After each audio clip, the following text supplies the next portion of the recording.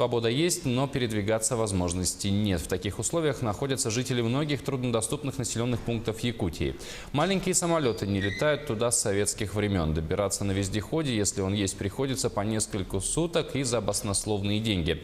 Сейчас в России на стадии подписания находится проект изменений в закон о нерегулярных чартерных рейсах малой авиации. И Якутия претендует на выделение субсидий в этой области. Лана Ильина с подробностями. Малая авиация, о развитии которой говорится на всех уровнях, в данное время переживает труднейшие времена. Это необоснованно высокие аэропортовые, аэронавигационные, метеосборы, недостаточность аэропортов и так далее. Для того, чтобы наши авиакомпании в малой авиации имели возможность получить вот эту госсубсидию, приняли предоставление госгарантии бюджет 2018 года в сумме 139 миллионов рублей. На самолеты от 4 до 10 пассажиров, это на каждый самолет составляет 46 миллионов 560 тысяч рублей. Правительство Российской Федерации это возмещает компании, любой. И ставит единственное условие, очень, просто она выполняется, это 5 лет отлетать на этом самолете.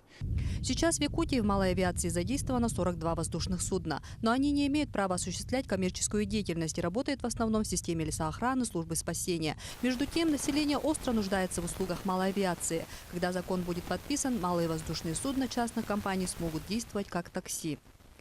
На сегодняшний день те золотые клетки, которые люди находятся, свобода есть, а передвигаться никак нельзя. Поэтому мы бы заполнили бы эту нишу, бы работали. Тем более те самолеты, которые на сегодняшний день у нас, мы специально подготовили. Мы взяли 3 самолета новых завода, которые прошли полную ревизию. Мы их пригнали сюда, здесь. Вы видели эти самолеты.